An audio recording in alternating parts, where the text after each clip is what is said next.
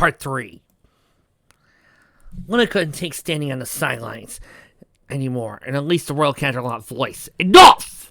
Her voice was so loud that both Eggman and Celestia stood up straight, and everybody else stopped what they were doing and looked at her. Though Pinky went right back to eating a second. Oh, fuck you! Ha ha ha ha! Pinkie Pie's eating! Ha ha ha ha ha! The two-parter had such better moments. Had Pinky dealing with how she was being laughed at, and not with somebody. This is just dumb! While I may have met my doubts in the past, my sister has proven that she has the utmost faith in Twilight Sparkle, Dr. Eggman. She had faith that Twilight would be able to free me from Nightmare Moon. She had faith she would be able to resist Discord in his games. She had faith that she would stop Queen Chrysalis, and she had faith Twilight would be able to save the Crystal Empire. Princess Luna shouted. Eggman replied, I suppose that's true, Luna. Celestia certainly does have faith in Twilight. Luna stood proudly, being able to back up her sister, and the others looked ready to cheer her on for it. Well, it was all shot down with Eggman's smirk. But from what you're saying, it sounds like Celestia only has enough faith in Twilight to be her personal weapon and nothing more. Celestia stared up at him in disbelief. Weapon? She exclaimed, not believing that this human would dare call her faithful student such a thing. Eggman nodded. Oh, yes. She's the element of magic, and you taught her everything she knew about magic before she moved to Ponyville. You knew she was special the day you made her your student, Celestia. Probably even long before that. You said you did what you could so that Luna would eventually be able to return. Does that include manipulating Twilight and her friends' family trees so they would be who they are today? Celestia glared up at him. Twilight came to my school to learn about magic. She wanted to learn all I had to teach. And yes, I recognized her potential when she took the entrance exam. But the only thing I did before that day was ensure the spell for freeing Luna would be ready for when Nightmare Moon was freed. I watched from afar. I did not step in to alter way things Discord would have. I wanted my sister to be free and still regret what I had to do those years ago. I did not manipulate ponies over the course of 1,000 years just for that purpose. Twilight and her friends would never have to do anything more than free Luna for Nightmare Moon. Eggman replied, so you say. But why did you let Twilight remain in Ponyville with her newfound friends, then? Celestia answered, because she discovered the joys of friendship. She wanted to stay, and I granted her wish, on the condition she let me know what she was learning when she wasn't at my side. Eggman spoke, well, I think you knew Nightmare Moon wasn't the only thing you would have to deal with. That's why you let Twilight stay in Ponyville, so your fail-safe weapon would be ready whenever you needed it. Celestia opened her mouth, but Eggman held out his right hand and went on. As for those so-called friendship reports you asked her to do, you just wanted to keep tabs on her, to make sure the elements of harmony didn't fall apart. Again, I ask you, what's the difference between being Twilight's teacher and ruler of Equestria? Not one of Equestria's simple-minded ponies would ever question your decision for fear of what you would do to them. Celestia questioned, now who's bending history for their own favor? And even if what you say is true, why would I send Twilight all the friendship reports she sent me when Discord was free to help her? It was because I know her and could feel she needed my help. Eggman retorted, Ponyville wasn't the only place affected by Discord's magic. Canterlot was under his influence, and you, as usual, were relying on your subjects to do your dirty work for you. Your sending those reports back to Twilight was just a desperate move on your part. There's no way you could have possibly known what was happening to Twilight at the time. Celestia was finding it very hard to keep her patience in check with Eggman, but she managed to keep her voice calm as she said, I knew she needed help because I know her, and we're very close. Eggman replied, again with the knowing thing. You think you know her based on her interactions with her brother and your niece when she still lived in Canterlot? You're just like her brother. Now she's living at Ponyville, you don't know who she is anymore. And why should you? You've had her wrapped around your horn ever since you two first met. Celestia protested, I do know who Twilight is! Eggman asked, oh really? You don't seem to spend any time with her that doesn't involve Equestria's safety being in jeopardy. Celestia said. That's not true. I've seen her multiple times since she moved to Ponyville, and I have spent time with her. Since this after her first running of the leaves. I'm gonna fall, and I wanted to spend a day with her. From her table, Rainbow cheered. No, fuck it. I'm not doing this. Rainbow! Yes, sir! You're being mentally tortured with the claustrophobia due to the fact that you can't deal with that you can't handle going to others. Woohoo! Psychological trauma! Thank you, Legend Bringer! Applejack! Yep. You are a weakened pillar. Because I feel weak and I can't hold up on my own. You got it. So what? Love ya. Rarity! Oh yes, darling. Tell me. Oh, I can't believe I've missed some of your psychological tortures, but hit me! Let's see, what haven't I done to you in a while? Let's see. Ooh,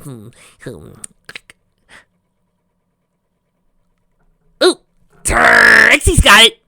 What, you got one, Trixie? Rarity! You're... Diamond. Diamond? What does that do to me? You're a priceless diamond. You're something you've always loved, but we can't touch you. You're no longer useful to anybody. You're only there to be gazed. Oh, yes. Yes, I can feel it. Oh, thank you, Legend. Wait, is Legend doing his usual psychological tortures? Oh, thanks to stars. Finally, somebody who knows how to psychologically torture me. Okay, I'm next. Give me your best shot. Okay, let's see. Okay, You're deaf. Deaf? But why? You can't hear the lovely animals anymore.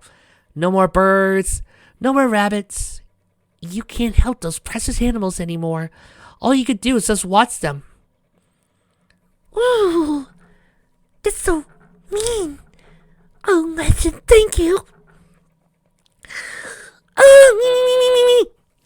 Pinky! Okay, let's see. I know I got something for you, Pinks. Let's see. Oh, I've tortured you in so many ways. What have I done to you yet? We've already taken away your best friends. Check. Already put you into a psychological torture. Check. Made you face your darker half. Yeah, we did that.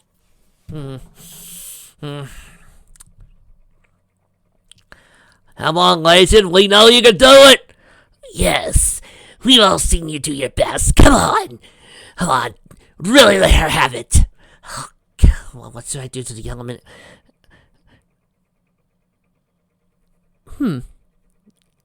I got it. You're mute. What? That sounds tame. Oh, no. You see, Trixie only took away your mouth, so you were still expressive. You could still be Pinky. We're taking away your whole entire voice box. No more pantomiming. No more dancing. No more forms of expression. No! Now how will you bond with the others? Oh my gosh, you're right. You are a horrible, horrible pony. Feel better, girls? Yes! Remember, audience, when you want to psychologically torture somebody, come to me. I will make you suffer.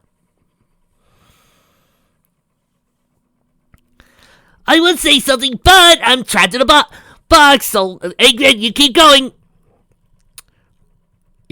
I'm afraid, he loves this show. Oh, yes, Let's Bringer loves MLP. Can you imagine what would happen if he psychologically attacked Sonic, his favorite video game character? Oh, believe me, I know. I'm very scared of what he would pull off if he ever attacked his D&D group. You people don't want to know what I would do with a D&D group if I wanted to psychologically torture them. Eggman looks surprised. Why, yes, that's true. A surprise visit out of nowhere without any guards. Truly moving, Celestia. Solar Princess nodded in satisfaction, pleased to finally show him up. However, Eggman quickly dropped his look of surprise and smirked. Tell me more. Celestia looked at Baum. What? Eggman replied, I've seen a few of your meetings, thanks to the Time Eater's power. I know about your little appearance at the Running of the Leaves, but I didn't know you wanted to be there to spend time with Twilight. Why don't you tell me about your other meetings and clear a few things up for me? Celestia stared at him and then nodded. After a moment she said, Cloudsdale, after the Best Young Flyers competition. Twilight was there with her friends, and we spent some time together afterwards. Eggman wagged his finger. That doesn't count. You had your duties for the competition. You had to be in Cloudsdale. It's only lucky that Twilight managed to learn a spell that would allow non-Pegasus ponies to walk on the clouds so they could cheer for Rainbow Dash. It's not like you planned to see her there or anything. You spent some time together. Is that what you call staying for a total of 5 minutes just to hear from one of Twilight's friends? Celestia grunted softly. For all the nonsense Eggman had been spouting, she couldn't argue with the fact that she hadn't stayed in Cloudsdale very long after the competition was over. She then said, I've made time for visiting Ponyville at other times as well. Eggman nodded. Yes, all your scheduled visits. Everyone knew you were coming, and I believe one of those visits was cancelled due to something coming up before you arrived. Oh, and there was that one visit where you were having tea or whatever. I hardly saw you at Twilight interacting that whole time, despite the fact that you let her sit next to you. I believe you spent more time interacting with Fluttershy, especially after she took that stupid bird heart of yours home with her. He crossed his arms. I could see why you wanted to pet Phoenix, Celestia. It really compliments you. Celestia glared. Now this human was starting to test her patience. How about the girls' first Grand Galba Gala then? Hey, Twilight was by my side the whole night, and I went to find her and her friends after it was ruined. I didn't need to, but I sought them out because I wanted to spend some time with them, she said. Eggman replied, That may be, but the whole time she was with you, Twilight was basically ignored because you had to greet the guests. Really, Celestia, the Grand Galba Gala has been around for how long? Surely you've had to greet the guests every year and didn't bother to tell Twilight that? Sure, she would have been disappointed, but at least she wouldn't have had to waste the whole night on a lost cause when she could have been spending time getting to know your sister or checking on her friends. He then paused, put on a mock thoughtful look before saying, Oh wait, that second one wasn't even an option, was it? After all, you didn't invite Twilight and her friends so they get a chance to do something they always wanted. You invited them and made sure Twilight stayed by your side, because sooner or later, her friends would wreck the gala and save you from a night from boredom. He placed his hands on his hips and shook his head. Now, let's change that motion. He twirled his hand in the air, almost glorifying Celestia, as if praising her for her crimes. You're a credit to trolls everywhere, Celestia. The Sun Princess actually growled. If there was one thing she disliked, it was being called a troll. Her calm composure was beginning to crack as she spoke. The cake competition at Canterlot. I was happy to see her and talk to her then. Eggman raised his left hand and waved it dismissively. Please. You only had eyes for the winning cake. Did you even hear the friendship lesson Pinkie was trying to give you? The only reason you noticed Twilight at all was because she was offering you a slice of said cake. Celestia's clarity faded. She did not enjoy having her arguments fail her like this. Honestly, I have one big problem with this. I'm going to get to it. Celestia's glare. She tried to keep her voice under control as she said, Fine then. The wedding between Princess Cadance and Shining Armor. It was between Twilight's old Fulzer and older brother. Eggman replied, Yes. It was a wedding between your niece and your captain of the Royal Guard. And even after the threat that had been right in front of you the whole time was dealt with, you left all the planning and preparations to Twilight. I could see you keeping watch before the first wedding, since you were blind anyway. But what did you do before the second wedding that you couldn't help her out? I'll bet the only helping you did was after you followed the herd and shunned Twilight for actually paying attention! So here's the real fool here, Celestia. Celestia started, Eggman held his right hand up and interrupted her. Stop right there, Celestia. You've embarrassed yourself enough. I let you speak because I was willing to give you a chance to prove me wrong about your relationship with Twilight, but you've done nothing but disappoint me. You haven't told me anything I don't already know. You clearly can't take a bone when it's thrown at you. Celestia looked at confused. What? Eggman answered, Really, Celestia, you do not recall all the other times you've seen Twilight and not done anything with her? Like when she was in Canterlot for her birthday?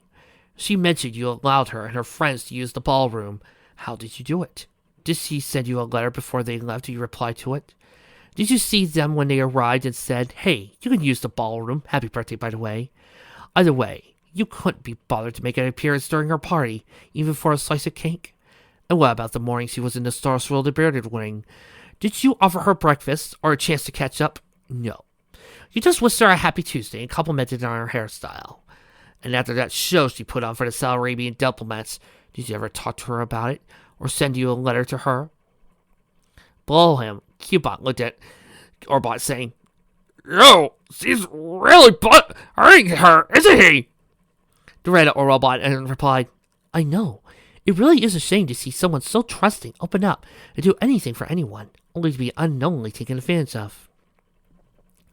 Celestia spoke, I've never taken advantage of Twilight. I care for her deeply. Eggman questioned.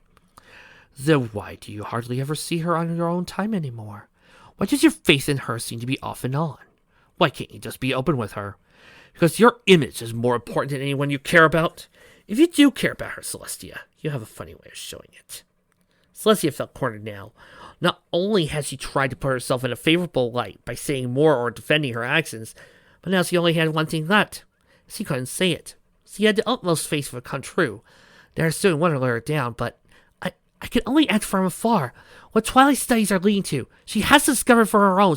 I cannot help her. Eggman asked, So, you're saying her time is coming or whatever? I'll say it is. You had plans for her after all, didn't you? Must be something great. Someone she looks up to so much is always fighting for her approval. Isn't allowed to be near her. Did she ever tell you about King Sombra's door beneath the Crystal Empire? How it shows you her worst fears? Did she tell you her worst fear was you turning her away forever? I don't know what you did to her, Celestia, but the fact that her greatest fear means you two don't have the kind of relationship you think you do. Maybe you should have taken how she feels more into consideration. Celestia knew she was done. She had nothing left to help her. Eggman had managed to take everything she had and rip it to shreds, or at least call into question. As she stopped and thought about it, she couldn't help but wonder. Has he really been neglecting her student in her bond that badly? She stammered. Eggman saw her chance and spoke. Oh, you still don't think otherwise, eh? You still think that, despite everything, you and Twilight share something special? I believe you had some good words of wisdom for this kind of situation. How did they go again? Oh, yes, I remember. He cleared his throat to point directly down at Celestia as he said, You have a lot to think about. You know, guys, when I first started this fic so many months ago, I thought it was this part that would piss me off. I thought it was this part that would make this fic one of the worst things that ever happened. I thought it was this part that would make this fic, not worth reading. I thought I'd be reading the Power Rangers comic by now at this point in this fic. I really did. But I'm not really mad. No. It's more or less intrigued about what the author was trying to go for here. I see the people who agree with Eggman, as I said before, jerks. And I'm not taking that back. You people are really agreeing with the villain. Over the flimsiest of reasons. You're agreeing with the villain over the flimsiest of manners. Over stuff that could be easily disproven or broken down by anybody who's a fan of the show. I feel like Eggman is like you people from the Accusation Fix, or the Fix, or, those people who only take the show at what it is, and try to use that to back up their arguments. It's kind of like this. And Celestia is one of those people who don't always think. They're usually the straw men in these arguments who don't always have the backup. They don't always have the plans to come up or the witty retort. Oh, sir, they'll tell you the basics. They'll say, oh yeah, I'm like this. Let me put it another way of a couple of ways. I've always seen comments about Power Rangers, about when it came to the main five and all that. Why doesn't anybody ever know who the Power Rangers are? They always wear the colors of the Rangers' outfits. And when they say that, all I can think of is two things. One, how do you know that's what they wear every day? We don't see the Rangers every day. Unless you think that over the course of 200 episodes, those were a day-by-day basis. In which case, I can only shake my head. Because their graduation shows that years have passed on Power Rangers. And second, really? You think that you could identify a Ranger just because they wear the color of their uniform all the time? I wear a lot of black t-shirts. Does that mean I'm the Black Space Ranger? Or Ninja Black? I mean, if I'm Adam, cool, but it's like seeing a group of people who are friends all this time hang out all the time. That doesn't necessarily make them Rangers. And that's what Celestia's arguments are. Now, one thing I feel like is that this fic is taking Celestia at face value and going, what if we don't give Celestia the ability to think? What if we don't give Celestia a chance to actually respond with good comebacks? It's like the writer is only giving Celestia her basis of emotions.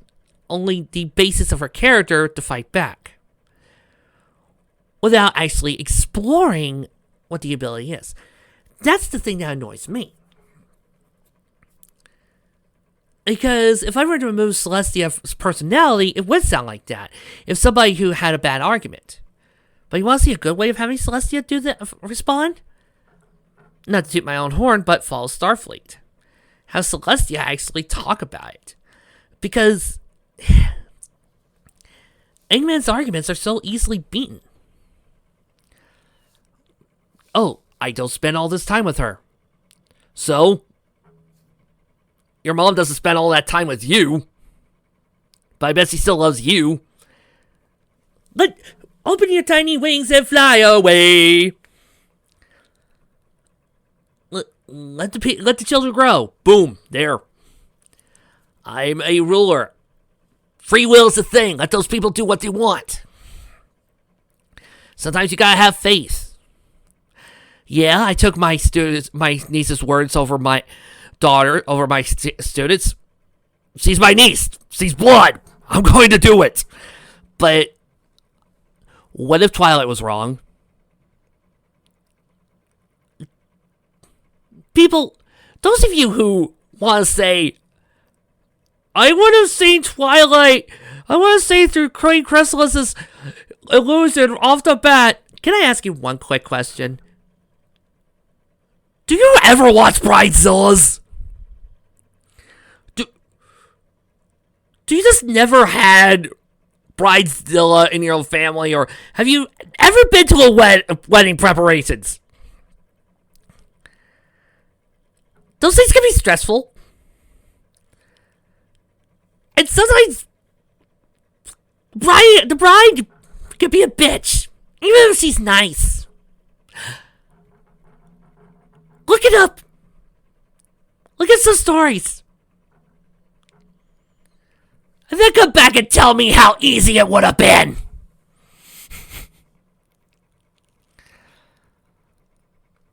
Of course. Twilight would want to spend time with her friends in Cloudsdale. A lot of these arguments that Eggman's broken up. Because, here's the thing. Eggman's arguments, and thus, a lot of people who argue back against this, arguments are faulty for one particular reason. We only have a small window into the lives of the girls. Once in a while, we only see that 1 to 2 days of their lives. We don't know what they do for the rest of the 7 days. Shoot, for all we know, Applejack sells at other places. For all we know, Pinkie Pie doesn't only just do birthday parties, he does bar mitzvahs. Okay, Pinkie, I'm pausing your psychological torture. Okay, I also do weddings. We don't know these things because they are not important to the story of that particular episode or the plot. And that's what these type of arguments are. They're only using base Doyle's information. They're not thinking in character. They're not thinking in the world. They're not putting themselves in the setting. They're thinking outside. Which is always faulty when you think about it, because you keep trying to say, I would know, but no. You have a Doyleist hindsight. You know this. This is also called dramatic irony. You know this. You see this because you, the reader, have this information. It's like going into Star Wars, knowing that Darth Vader is Luke's father, and watching the first Star Wars for the first time. You're going to say, oh, better watch out.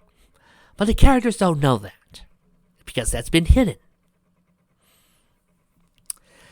Thank you for enjoying this little TED Talk. Celestia's pupils shrunk, her mouth hung open as she looked up at him. He said those words, those 7 words that continued to haunt her in the back of her mind. Had not been for Twilight, she knew some part of her would still be repeating them to this day. Those words that proved that trust had been built up over the years could easily be destroyed by a single instant. Those words reminded her of her failures as a monarch, a teacher, and a friend. Now more than ever, they seemed to be more appropriate. Celestia began to go numb, her body locked up and leaving her unable to do anything more than think. Luna looked at her fear as she began to sway. The little princess reminded of what happened when she had been taken over by Nightmare Moon. It wasn't long before Celestia's body couldn't hold itself up. Eggman merely grinned as Luna moved to her sister's side, catching her against her body, crying, Celestia!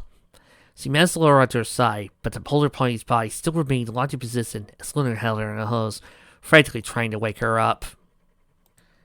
Tails, Spike, and ponies, except for Pinkie. Oh my fucking god!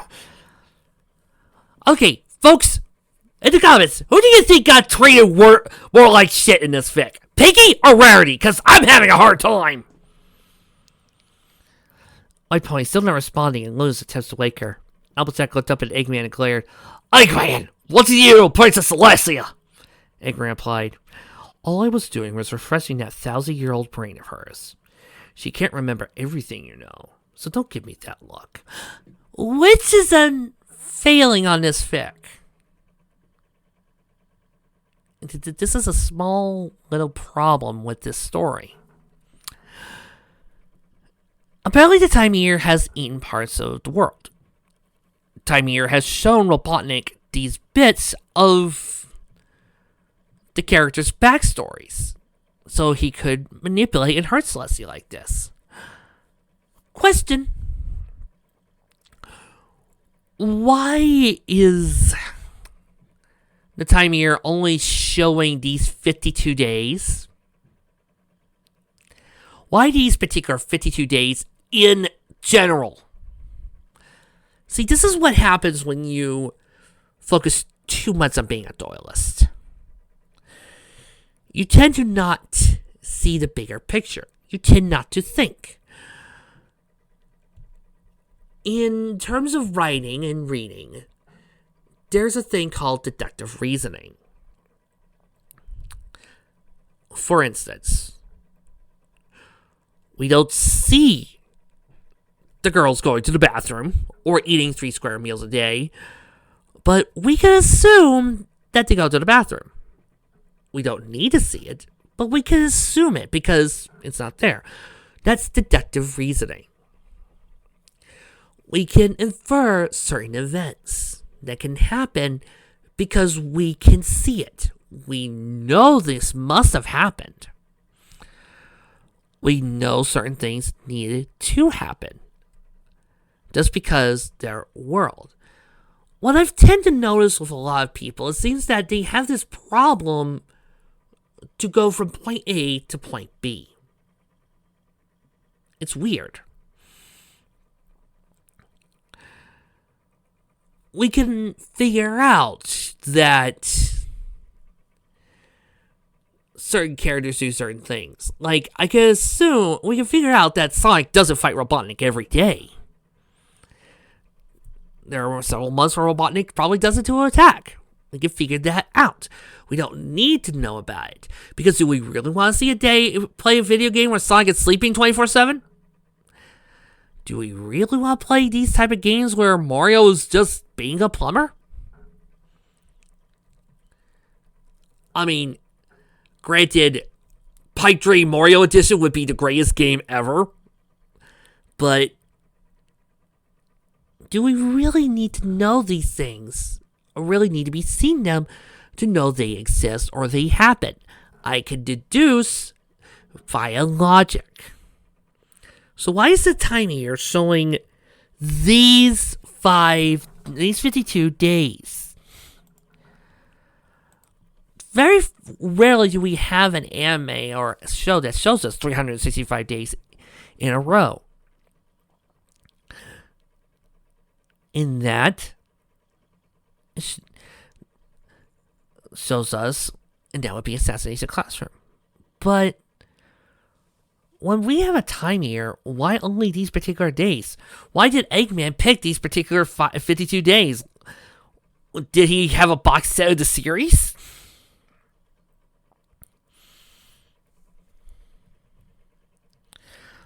Oh, Rarity gasped.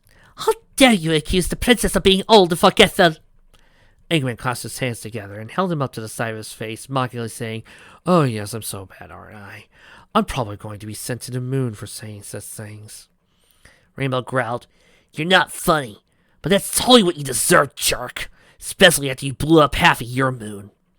Eggman dropped his mock pen in the sinister stance and said, "So I used the moon to test my grandfather's creation. So what? It doesn't look any different now." Inky glanced off to the side as he had, depending on where you look at it from, of course. Applejack spoke. "Don't mean a orange and a bushel of apple." "Really? Oh, come on. I think the odds are starting to lose the plot." Rarity nodded. "That doesn't excuse your oxen, you brute." Eggman looked back at them and retorted, "Well, if that's the game we're playing, then nothing any of you have done excuses the circumstances leading up to the situation you're in now." Fluttershy muttered, "What?" Rainbow was able to turn her head to the side, and Fluttershy said, "Still not doing this!"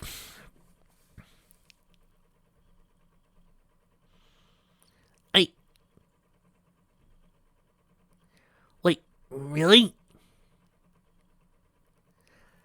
I can hear Fluttershy just fine. This doesn't work! Eggman spoke. "Oh, don't worry, Rainbow Dash. I may not have heard Fluttershy, but it doesn't matter. If he wants to know what I mean, then I'll tell you all what I mean." He brought up his right arm and pointed to the s'more Discord Twilight and Sonic were in, saying, "You know the unicorn in that s'more over there? Celestia's not the only one responsible for her being in there. All of her friends are. Well, except for Sonic, Luna, Tails, and Cadence, that is." Applejack, while trying to pull her hose out of the tree sap underneath it. "Oh, Blockface, nope! I'm just gonna read the dialogue over here." Eggman adjusted his glasses. "That's very simple. They don't have the same problems the rest of you have with Twilight. Like I said, Twilight surely had her suspicions that what happened on the mountain that day was no regular occurrence. Now she knows she was right. Of course, up until now, that's all she had, suspicions. And she was going to get your help. She would need a little more than that. And again, the only reason why I'm on this Eggman side is not for the reason you think. I'm not pointing down the main five. I'm only on Eggman's side because, again, Twilight went in there baseless. All she had to go on was, hey, Kansas magic did something silly. Was going to be explained away easily. Oh, I'm sorry. Did Kansas throw away your food? So what? Bridezilla. Was he dismissive of dresses? So what? I probably have a lot of different stories from a whole bunch of different people who made wedding dresses that would look at what Cadence did and go, shit! You really think that's impressive?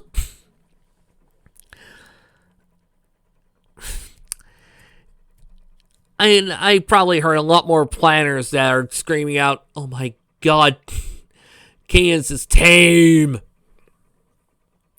Again, you can't use Doyle's information to say, oh, I would have figured it out. Try to think outside of the box, people. Try to think away from what you know of the show. See what happens. Just like you helped with the friendship report incident? Yes, marvelous way of generosity back there, darling. In fact, you made quite a show of believing her. Rarity goddamn outraged by his imitating her. Why, I never! She exclaimed. Again, here's problem number 2 of this.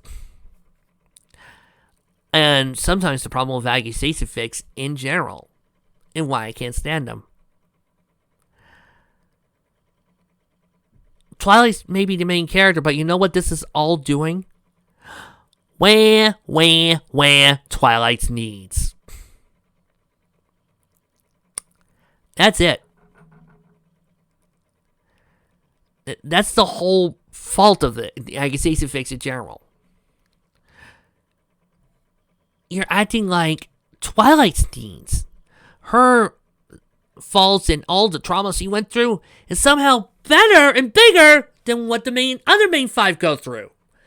Which I don't even need to be a psychologist, and I don't even need a psychology degree to point out that is so wrong to do with a person. You don't try to say, my needs are better than yours. You don't try to say, my trauma is worse than yours. No. I've seen so many people try to bring out arguments of, well, Rarity seemed to be more focused on her business. You mean the businessman focusing on her business and actually wanting publicity? What a shock. And well, Applejack needed the money. And Banking Pie was doing what she loved. I'm sorry, I failed to see you where this is not their problems. Oh, but wait, I forgot. You guys want the main 5 to throw away everything and focus only on Twilight. The only one, Twilight is the only one who has problems, and everybody must throw away everything they care about to focus on Twilight. And you want to know what Twilight would say? Don't throw away all of your needs and problems just to focus on me. Don't try to think that I'm better than you. And that's where these accusations fail and fall the hardest. Because they think Twilight is so selfish, so cruel, so manipulative, that she would focus only on herself. And Twilight would never do that. Amazing. All these accusations fix. They think they're doing good and trying to put Twilight up on their shoulders. When all in the end, they're messing up her character royally. When she started worrying too much, you jumped right on the bandwagon the next time she worried about something. You know, if you'd eaten all that ice cream around me, a stomachache would be the least of your worries. Ooh, and let's not forget how everyone believed her suspicions about Princess Cadance, or so I say, Queen Chrysalis. Rainbow blurted without thinking. Well, we will listen to right away. She had been freaking out about her brother the whole time before that. Yeah, there it is. And there it is, excuse number 28. Whenever something goes wrong, it's automatically Twilight's fault. Except it is! It doesn't matter who or what has the fault. It's always Twilight's fault. He's to put on the spot in such situations. You know, you're not really helping your case by saying that Twilight's the only important character here, you know.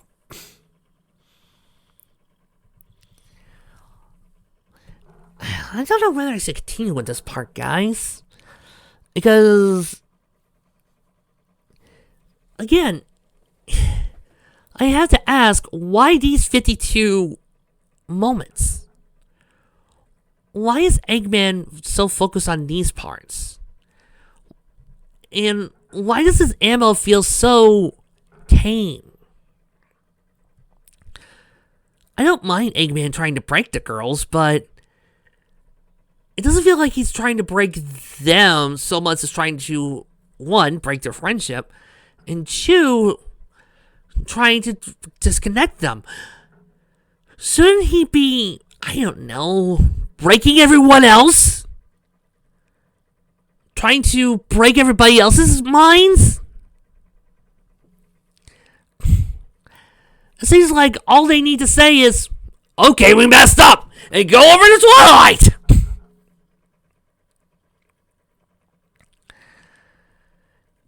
I feel like there should be more to it than this.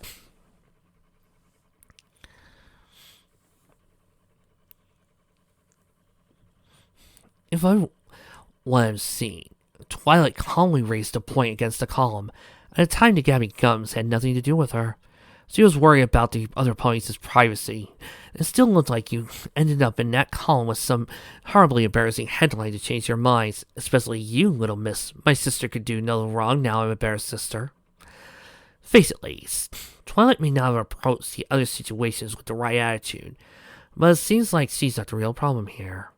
The problem is you, selfish little ponies. Wow, I seem to be putting Twilight on such a pedestal.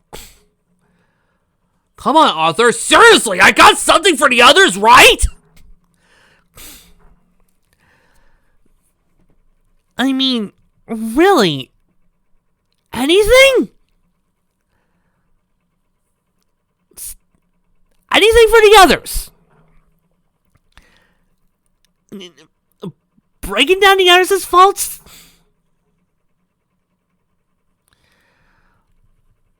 All you got is just them?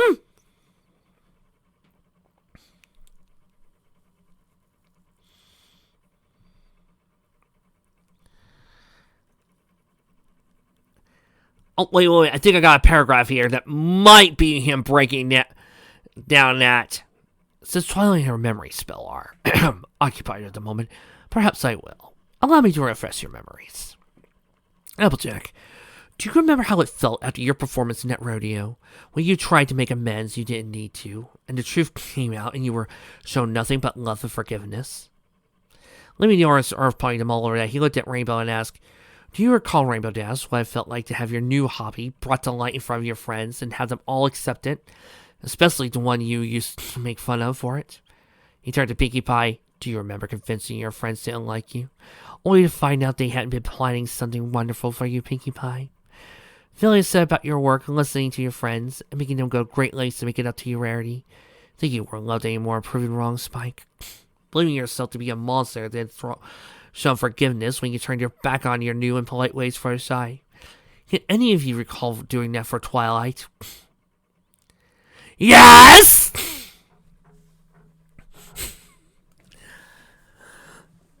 I repeat. Again, this is practically a straw man argument for the people who don't always have a good defense.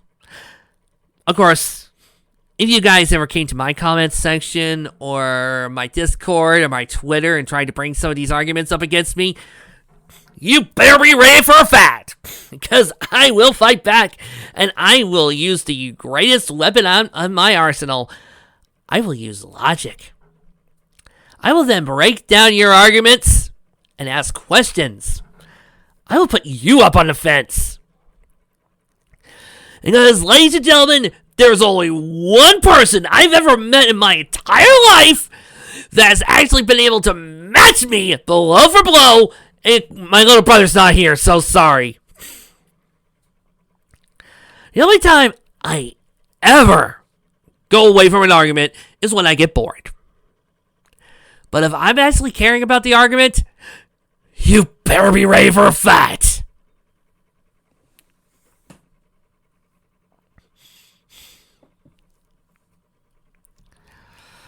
And, that's it. Nope. I'm done. Nope.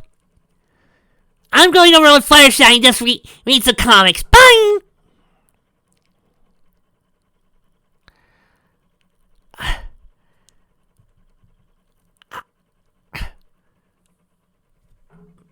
Vic, you were doing so good! But...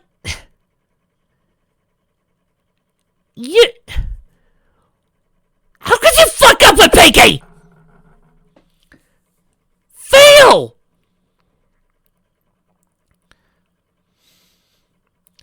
Pinky, well, you ain't got nothing to say. Eggman laughed. That's right, you do have nothing to say. Y'all might have been willing to go along with Twilight and do anything for her when Nightmare Moon had been freed. Only because you were suspicious of her. But the attitude's slowly been drifting away ever since she decided to stay in Ponyville. Twilight, it's not your friend. She's lucky she's considered an acquaintance. Pinkie Pie cried.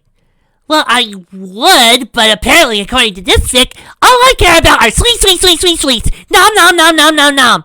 No, talk to the tail because the ears ain't listening.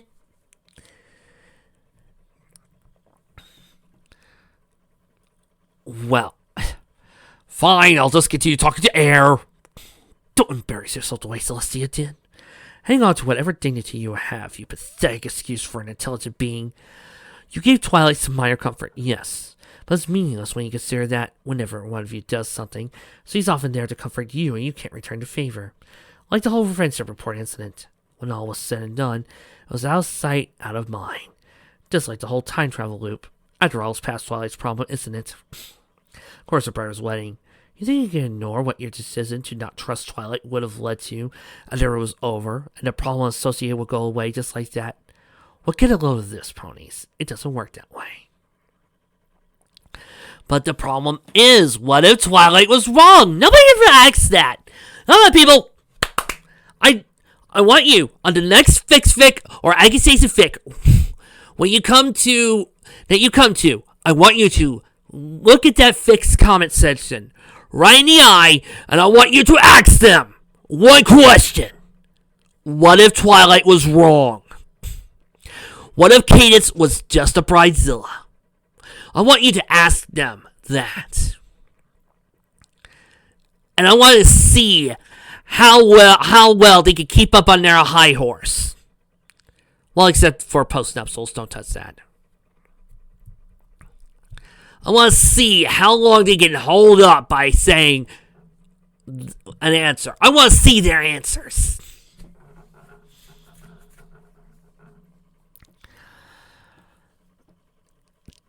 That's what we thought. We regret what we did when we realized she was right. We went to help her and we, why am I still stuck on this table? And when did this story suddenly begin to be about Twilight 24/7?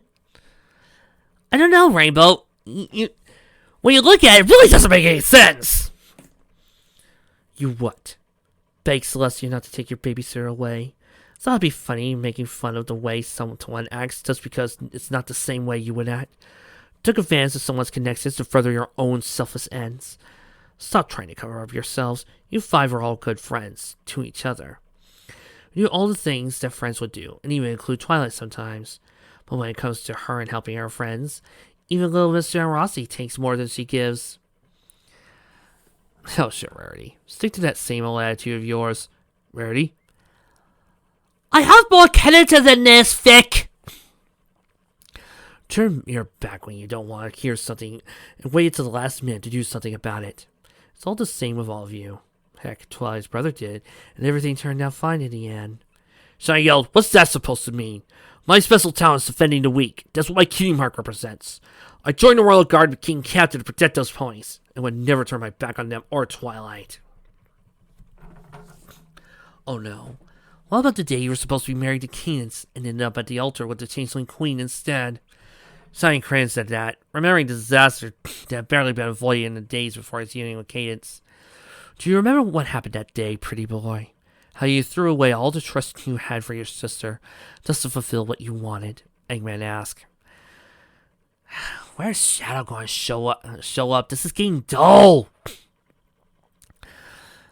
I was under Crystal as a spell. I wasn't in control of what I was doing. Indeed you were. But do you know what that spell actually did with you? Eggman asked. It stole my love and brainwashed me to like Twilight. Eggman wagged his finger. Not quite, Shining Armor. Yes, it stole your love and fed Queen Chrysalis, but the only thing it did to you was make you believe she was Cadance, no matter what she did. Everything you said to your own sister, you said of your own free will. Her spell had no influence on you in that regard. Shining Armor, his voice raised slightly, and exclaimed, That's not true! He was desperate now. Anything he could say to make the situation better was quickly dying away. Eggman crossed his arms. Say what you want, but you know the truth. I'm not a big fan of magic. Artifact that you place have somehow found a way to integrate into science, and even I know what that spell did. Luna looked up for Celestia, the Sun Princess finally seeming to come to somewhat, and yelled up at Eggman, Why are you doing this?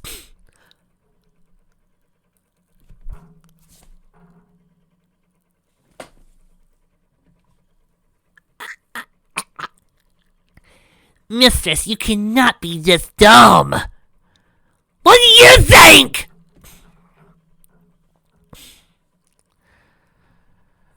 I'm merely pointing out their mistakes, Luna. That's a good way to learn, isn't it? You learn to integrate into today's society by learning from your mistakes, didn't you? Well, they should learn what they should have done and failed to do, especially when someone else has already beaten them to the punch. He raised his right hand and snapped his fingers. Sponsor screaming and sent away early, floated away back up, stopping in front of the time here, floating forward slowly so everyone could see it better. The tin turned on, showing static for a few moments before a video began to play. For a second, the image on the screen showed what happened to be green leaves. It moved forward, parting the leaves and looking directly down at Applejack, Rainbow Dash, and Sonic, who was resting on a rock. Applejack on the screen spoke. That was a bit odd for Twilight.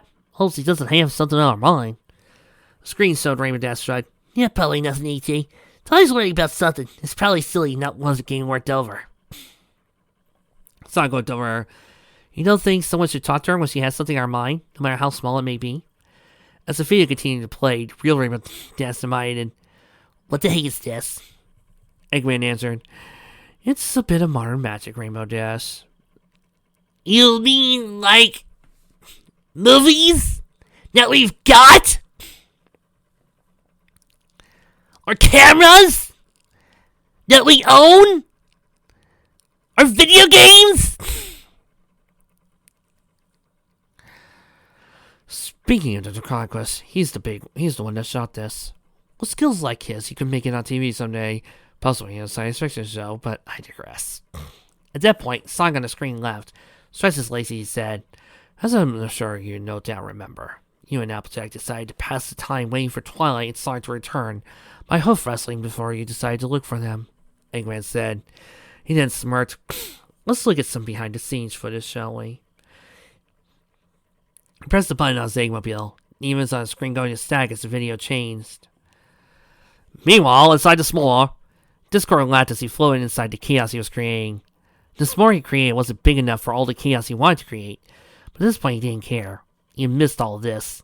His s'more was filled with floating pies, cotton candy clouds, rain, chocolate milk, Balloons, dancing buffaloes wearing tutus, checkerboard parents. In the middle of it all were Sonic and Twilight, both of them shielding themselves from the chocolate milk rain by grabbing books that had been flying around like birds and holding them over their heads. The books fluttered as they were held by the duo, though, trying to get out of their grasp.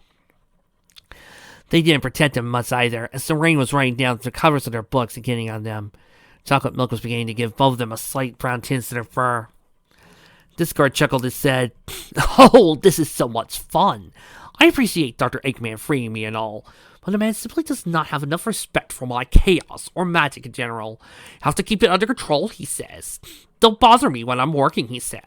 He really needs lighting up. More than Twilight, I might add." He heard a clicking sound like at Sonic, noticing the hedgehog was holding his cell phone up in front of him. "Oh, that's your little recording device, isn't it, Sonic? Are you filming me?" he questioned. Sonic replied, "Nah, just getting a few pictures. I gotta get some kind of record of all the crazy stuff you're making." He then pointed his phone at Discord, took another picture saying, "You got some good expressions and poses too." Discord asked, "Oh, let me see." He floated over and twisted around so he could see Sonic's phone. He grinned at the picture he saw, seeing a handsome Draconic was leaning to the side with a contemplative look on his face. "Ha! Quite the handsome spirit, aren't I? And I've got quite the range." He floated away and struck another pose while saying, "I'm so much better now. I used to be quite solid, you know." Sonic glanced up at him, put his phone away, and grunted, "Yeah? What tipped you off, the beard?" Discord chuckled as he floated naturally. "Very clever."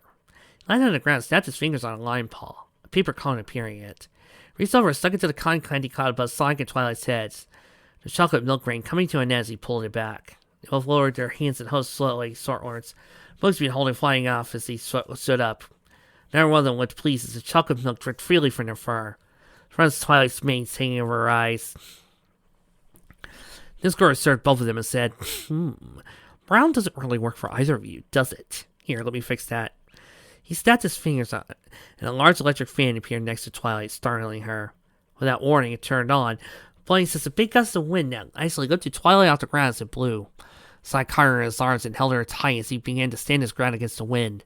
Chocolate milk flying out their fur, splattering against the marshmallow wall behind him, while Discord munched on his cotton candy cloud. While taking another bite, the Draconic noticed the two appeared to be dry enough and snapped his fingers again, the fan disappearing. As soon as the wind stopped, Sonic set Twilight down and they both looked up at each other. Twilight's mane and tail were wild and fizzy, while Sonic's fur stuck straight up, making him look like a blue porcupine. Discord, of course, thought they looked hilarious and burst out laughing, though he did something funny and brushes and combs to fix them. While his brushes and combs were working, Discord rolled on the floor laughing, saying, "Oh my goodness, this is too much. You know, brown really will work for you now, Sonic, being spiky and all that." Despite a few rough tugs, the brushes and combs managed to restore Twilight in Sonic's natural looks. By then, Discord got in his fill and sent him away, once again flowing before the duo. Sonic and Twilight looked down, the former saying after a moment, "Well, that was nice of you." Discord replied, "I thought I'd be amicable towards my guests and new friends." Sonic deadpan, "Yeah, we're not friends. No, that's just not happening." Discord asked, "Oh, I can see Twilight saying no, but you. Certainly this chaos entices you, Sonic. Isn't it fun?" Sonic replied, "I think our definitions of fun are different. I enjoy running at high speeds. The Olympics, good brawl every now and then. Racing, the company of close friends. You, on the other hand, for whatever reason, seem to enjoy amusing yourself in whatever way possible, once you can actually do, and making life rough for everybody else." Discord didn't seem fazed by Sonic's assessment of him. He rolled his eyes. "Haven't you heard? I'm the spirit of chaos and disharmony. There's not a single moment where I don't enjoy causing hardship to others. It's what I do." Sonic said, "I have heard, and that's what I can't wrap my head around. You're obviously not some two-bit baddie. You actually sound like someone who can make a lick of sense. You're obsessed with this idea of bending the world to your designs and making everybody miserable. That's exactly what got you turned to stone in the first place. You want that to happen again, huh? You enjoy being stone?" Discord's expression instantly changed, narrowing his eyes and glaring at the duo, making Twilight shudder as he stood close to Sonic. The hedgehog felt a bit scared himself as he steeled himself. Right now he had to be strong. "No, I don't enjoy being turned to stone." Discord said in a dark voice full of anger. Is it my fault I am the way I am? Is it my fault ponies don't seem to enjoy my chaos? No, it isn't. They should all have a change of attitude so they can see the beauty of my chaos. Sonic cocked his head to the side for a moment, steadying himself before asking, what about you, Discord? Have you ever thought about changing your attitude? The Chronicles raised an eyebrow at him, so Sonic went on. You must have been conscious under that stone. I know I was when that gargoyle statue turned me to stone. Did you ever wonder why 2 different element bearers turned you stone? I mean, Celestia was only able to ban Celinda to the moon, while Twilight and her friends were able to free her from Nightmare Moon. The fact that they both did the same thing to you must mean there's nothing wrong with you. Your priorities are a bit messed up. He smiled. You can still have your chaos, and not have ponies wanting to turn you to stone if you made a few changes. If your chaos was fun for everyone, it didn't make most people look bad or get on their nerves, they come to like you. That's possible, isn't it? Discord surprised him with a smirk. Not cause problems for anyone. What fun would that be? Sonic and Twilight both glared at their conquest, the former saying, You see? That's your problem right there. How can you expect anyone to actually like your chaos when you're constantly thinking ways to make them by associating yourself look bad? You need something about that, dude. You're never going to change people's minds that way. A sudden crack of thunder behind them made Twilight and Sonic jump. Looking behind them, they saw a cotton-candy cloud floating in the air above them. They looked back at Discord and saw he was looking at them angrily. He demanded, So, you think they have every right to turn me to stone? You actually agree with them even though you're not a pony? I asked Eggman to give me some time alone with you, because I thought you were smarter than that, Sonic. Clearly I was wrong. You know, I've never been given a reason to like ponies. But at least I don't go around turning to stone. Sonic retorted, No, not until today. Both you and Eggman turned everyone you captured to stone. And who knows how many others have been affected. I don't know which is worse. That, or you turning ponies' hearts to stone. It's no wonder they turned to gray. Discord got right up his face and asked, What? You have a problem with that? It's not like I haven't done it before. From the looks of it, Silver turned out completely fine afterwards. And that Trixie unicorn, she had it coming. Even I thought she was spiteful. Twilight's eyes widened as he finally spoke up. What are you talking about? Trixie wasn't... She stopped mid-sentence, remembering the device Trixie had in her ear, and how Tails said it didn't make sense it was a mind control device. Now suddenly it did. She started again. The mind control device was planned on Trixie. You and Dr. Eggman made it. You brainwashed both her and Silver, made them fight us for your own amusement. She glared at her conquest. Don't you know they both had their share of hardships, especially Trixie? She didn't need you or an evil genius taking control of her and being forced to fight sometime. Discord wheeled her. Oh, so now you spoke up to you, Twilight Sparkle. It's to show friendship to a pony who humiliated you in the past. How do you know she won't try to do anything else to you later, on her own? Twilight was about to respond, but Discord said, Oh, that's right. Because friendship is magic. Isn't that right? You still believe that lie even now. Don't you remember what your so-called friends have done to you in the past? Twilight took a few steps back. Yes, but I... Sonic had stepped in. Hey, quit trying to twist the facts, you jerk. Why don't you... He was cut off as Discord slapped an eagle claw over Sonic's mouth, keeping him from interfering. The Draconic was smirked. Come on, Twilight. You know the truth about them. They abandoned you in the past, and they didn't need my help to show you who they really are. He brought his lying paw back behind and snapped his fingers. You see it for yourself. They call themselves your friends so they can take advantage of you and to your own selfish needs. Again, was it a Celestia who asked the main five to do this? They're not really your friends. You're only deluded thinking that everyone by now, even your brother and his sister, they don't see you as a friend. They only see the element of magic. Part of Celestia's magic gun as you can point at bad guys to make them go away. The only reason they went along with you into the Everfree Forest was because they were suspicious of you. You never had friends, and you never will. Twilight sat down and began to think of the Draconis' words. Unbeknownst to her or Sonic, when Discord snapped his fingers, he secretly conjured a spell to amplify the bad times she had with her friends, making them overshadow the good times to make them seem non-existent. You know, Discord's more of a mind manipulator. He can use his words or does have thoughts being popped into her head. made those memories fill her head, blocking her real thoughts. As she began to believe those true memories, it started to happen. A shine appeared at the end of Twilight's tail and began to move up towards the rest of her body. Sonic stared up in horror as Twilight began to turn gray. He pressed those Discord's eagle talon off his mouth and tried to run towards her, only to have his right arm grabbed by both Draconicus' hands. Physically, he was stronger than one might have guessed the spirit to be. Without his speed, Sonic couldn't shake free. "No! Twilight!" he cried, raised his left hand towards her. "Don't listen to him! You have friends! You trust me and I listen to you. Your friend will listen to you too. You're stronger than this. Don't let him win! Fight it! Don't lose your faith in your friends." Behind him, Discord smirked. "Oh, please, Sonic. Why are you trying to plant more lies in her head? She already accepted the truth. A little change never hurt any pony anyway." Sonic growled and clenched his left hand into a fist as his eyes moved in Discord's direction. Before he could turn around and try to wipe that smirk off his face, the Draconicus took his light out paw off of Sonic's arm and raised it up, snapping his fingers. Almost instantly, a flash appeared around Sonic's legs and Twilight's forehead. The unicorn's horn reappeared, and Sonic's speed was returned, throwing the Hedgehog off for a second. And a second was all it took. Discord released Sonic's arm and grinned. "You're about to learn that yourself." "Reditzi." With that, he reached down with his paw as the gray began to cover her completely. Twilight gasped as quietly as Discord tapped Sonic's head with his light paw and its finger, the blue hedgehog wincing, and Discord fancying it was chaos immediately afterwards. "You know, Vic, I think you missed a big opportunity.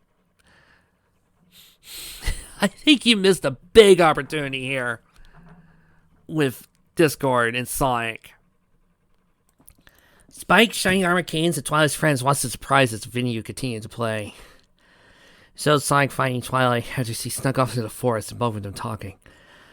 Sonic not only listening to Twilight, but also trying to help her feel better. Luna and Celestia, both now standing up, were only mildly surprised, though Celestia might have had something on her mind, or she was still partly in shock. He wasn't partly as surprised at all. After all, that little caring was pretty much on fire for the course of Sonic. He easily had a shoulder to lean on, either figuratively or literally.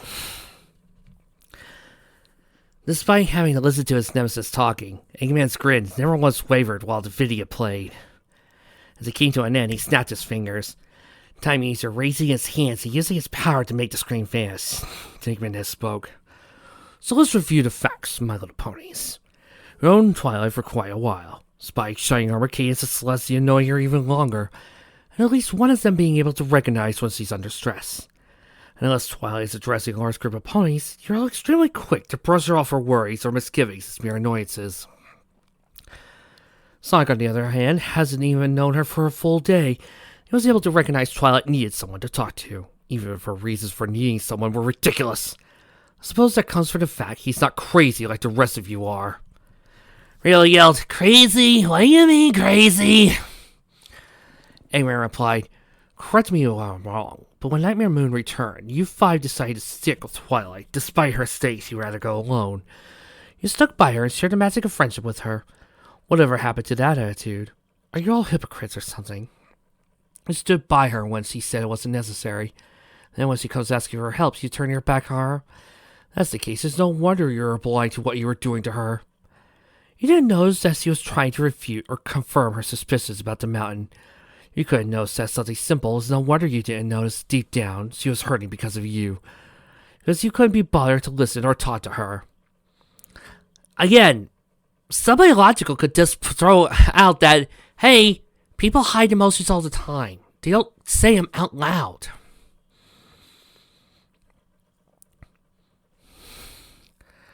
When have you ever actually had to beg for forgiveness from each other? The closest any of you got to that was Fluttershy, and it was rather she proved that she was given of her new ways. Twilight had to beg you to forgive her. That would be petty and selfish, wouldn't it? She probably thought it would make her look like a fool again and not a friend. Considering some fix! So what exactly would she do that would make her look mature? Not much other than pushing how she felt at the back of her head and trying to prove herself as a friend. Speaking of which, tell me, has Twilight been showing any unusual behaviors as of late? You know, I remember that one Terraria fic we did on this channel, and I'm reminded why I liked it. Because it didn't have Twilight or Rainbow throwing all the blame on themselves and wanting a pity party. It was mutual. Well, there have been times where it feels like she was trying to make extra time for us to do anything we want. Well, she's usually willing to help some point extra, but she's been pretty eager to help lately. Yes, as we have seen through. Now you're just making shit up. There's a fault. She's been trying to prove she's more than what she's been reduced to. Time and effort wasted on you self-serving idiots. Kiss out. How dare you say such a thing? What do you know, you horrible human? Eggman asked. You want to know what I know, Cadence? I'll tell you what I know for sure now. Your little Twilight is seen as little more than a babysitter by her friends. Said friends don't seem to notice things that threaten their happiness until it's right in front of them. Twilight's feelings don't matter to them. Rainbow shouted, You're wrong. We do care about how Twilight feels. Have you ever told her that? Twilight's a smart girl, she said. Have you? Why do I feel like I'm the only one who's putting any emotion into this? Yeah, Polly's looked at each other a few seconds before Applejack said, No. Eggman nodded. My point exactly. Based on you, the one she surrounds herself with, looks like Twilight was only half right. Friendship is something worth fighting for, but only when it has benefits. As of a cue, a strange popping sound was heard, and Eggman peered over the side of his Eggmobile to see a familiar Dread Conquest below. Ah, Discord. I was just thinking about you, he grinned. The Conquest held up his two-way mirror to prove himself, saying, Just thinking, Doctor. I'm amazed at yourself thinking about me more often. So what did I miss? He glanced up and saw Celestia turn around and run towards the edge of the area like a scared child, Linda sounding her name before running after her. Noble ran past the other element bearers into the sealed gleaming tails, shining armored canes, and spike out. Both of them somehow able to get past it fancy through the portal. Oh, come on. I miss seeing Celestia get her fat flight handed to her. How did you do that? I've never been able to do that to her, Discord complained. And here's the missed opportunity. If anyone could get inside Discord's head and mess with somebody, it would be Sonic. I would have loved to see Sonic break Discord his own way. All you had to do was have Sonic do some wordplay, and voila, you could have Sonic giving Discord a reason to turn good. By pointing out that for all of his chaos, all of his manipulations, he's become boring. And we replied, Oh, relax, Discord. Even with her sister, she was no match for the Time Eater. Maybe whatever time is left for the current Equestria, she can keep her name from being ruined. Just look at the element bearers. Discord looked down at Twilight's friends and noticed the somber state they were in, facing down on the ground, looking like they didn't care they were caught in his traps. He smirked. Looks like I underestimated you after all, Doctor. Even knowing what effect words can have, I didn't think you could break them this badly without magic. Speaking of which, raised his eagle tail and snapped his fingers. The distractions he caused vanished as quickly as they appeared. Pinky briefly returned to No way!